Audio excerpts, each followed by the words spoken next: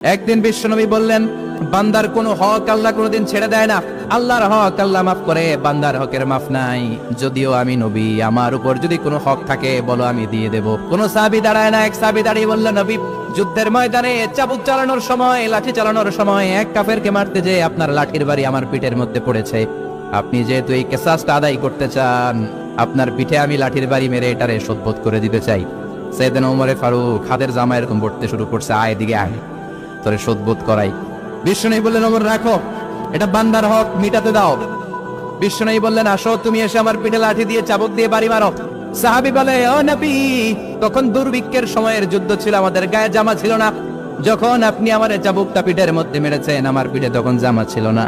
আপনি যদি যথা নিয়মে কিসাসটা আদায় করতে চান, আপনার জামাটা খুললেন, খালি পিঠের মধ্যে বাড়িটা মারিস। এবার ওমরে ফারুকের ধরে গে, এদিকে আয়, তোরে দেখাইতেছে। বিশ্বনবী বললেন, ও ওমর থামো, মারতে দাও। বিশ্বনবী উনার জুব্বাটা উপরের দিকে উঠালেন, পিঠের মধ্যে বাড়ি দেওয়ার জন্য ওই সাহাবীকে ডাকলেন। ওই সাহাবী বিশ্বনবীকে পিছন দিক থেকে জড়িয়ে ধরে ওই মোহরে নবুয়তের মধ্যে চুমু দিয়ে ফেলেছে। সাহাবী বললেন, নবী গো, এই নাটক করার জন্য আপনি আমারে মাফ করে দিয়েন। আপনি বিশ্বনবী, উদম গায়ে আপনারে দেখা যায় না, আলী গায়ে আপনারে দেখা যায় না। শুনেছি আপনার পিঠের মধ্যে মোহরে নবুয়ত আছে। অনেক দিনের সাধনা, জল্পনা কল্পনা, আপনার মোহরে নবুয়তে আমার ঠোঁটটা আমি লাগাবো না। আপনার মোহরে নবুয়তের মধ্যে আমার ঠোঁটটা লাগিয়ে আমার ঠোঁটটারে আমি জাহান্নাম থেকে পরিত্রাণ করাবো। এজন্য প্ল্যান প্রোগ্রাম করে এতক্ষণ আপনার জামাটা খুলতে বলেছি। আপনার উপরে আমার কোনো হক নাই। আমার আব্বা আম্মা, আমার সম্পদ, আমার জীবন আপনার জন্য কোরবান গো নবী। বিশ্বনবীর পিঠে বাম দিকে খাতামুন নবুওয়া ছিল, মাহরে নবুওয়া। কোন বর্ণনা এসেছে উনি এই মাহরে নবুওয়া দিয়ে পিছন দিকে দেখতেন। বিশ্বনবী যখন নামাজ পড়তেন উনি বলতেন, ইস্তাকিমু ওয়া আ'তাদিলু ইয়ারহামুকুমুল্লাহ, কাতার সোজা করো, ফাঁকা জায়গা বন্ধ করে দাও, কারণ আমি সামনে যেমনি দেখি পেছনেও তেমনি দেখি। অনেকে বলেন বিশ্বনবী পেছনে দেখতেন এই মাহরে নবুওয়াতের জায়গাটা দিয়ে। এটা ছিল বিশ্বনবীর behind CC camera, behind close circuit camera. আল্লাহু আকবার। বিশ্বনবী ছাড়া কোন নবীর পিঠে এরকম মাহরে নবুওয়া ছিল নাকি? কথা বলেন। এজন্য ওই নবীরে গালি দিলে সহ্য হয়? কথা বলেন, সহ্য হয়? আবিয়াদুল ইবতাইন, বগল ছিল শুভ্র সাদা। আমাদের বগল কি সাদা? দুর্গন্ধ, কুৎসিত, কালো, তাই না? বিশ্বনবীরটা কালো? কথা কোন? শুভ্র সাদা। আমরা দোয়া করি এভাবে। বিশ্বনবী মাঝে মাঝে দোয়া করতে করতে, বৃষ্টির জন্য যখন দোয়া চাইতেন, আরাফার ময়দানে যখন দোয়া চাইতেন, দোয়া করতে করতে হাতটারে উপরের দিকে করতেন। সবাই এরকম হাত তোলেন, সবাই হাত তোলেন। বিশ্বনবী মাঝে মাঝে আবেগের চোটে এইখান থেকে হাতটা এই জায়গায় নিয়ে যেতেন। সুবহানাল্লাহ। বিশ্বনবী যখন হাত আবেগের চোটে উপরের দিকে উঠাতেন, বিশ্বনবীর বগল দেখা যেত।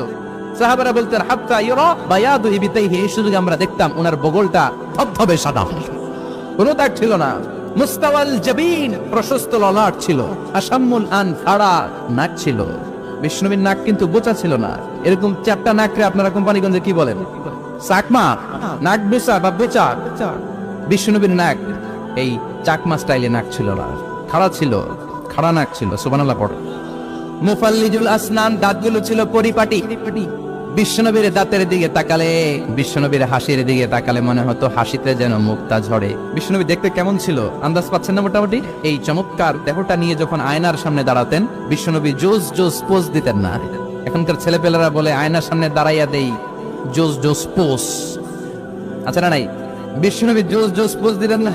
বিশ্বনবী আয়নার সামনে দাঁড়িয়ে বলতেন, আল্লাহুম্মা হাসানতা খালকি ফাহসিন খুলুকি। ও আল্লাহ, আমার চেহারাটা যেমনি আপনি সুন্দর বানিয়েছেন, আমার হৃদয়টারেও সুন্দর করে দেন। What a attitude, what an attitude! কি অ্যাটিটিউড ছিল ওনার!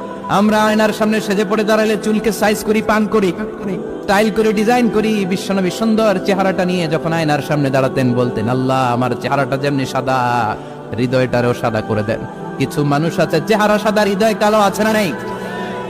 কিছু মানুষ আছে চেহারাটা কুচকুচে কালো, অন্তরটা সাদা, এমন মানুষও আছে না নাই? বিশ্বনবীর ভেতরও সাদা, বাহিরও সাদা। সুবহানাল্লাহ। আর এই সুন্দর সাদা দেহ নিয়ে আয়নায় দাঁড়িয়ে পড়তেন, আল্লাহ, চেহারা যেমনি সুন্দর, চরিত্রটাও সুন্দর করে দেয়। এজন্য আয়নার সামনে দাঁড়িয়ে এই দোয়ার দরকার আছে না নাই? পড়তে রাজি আছেন? মনে থাকবে না মাহফিল শেষ ভুলে যাবেন? মনে থাকবে?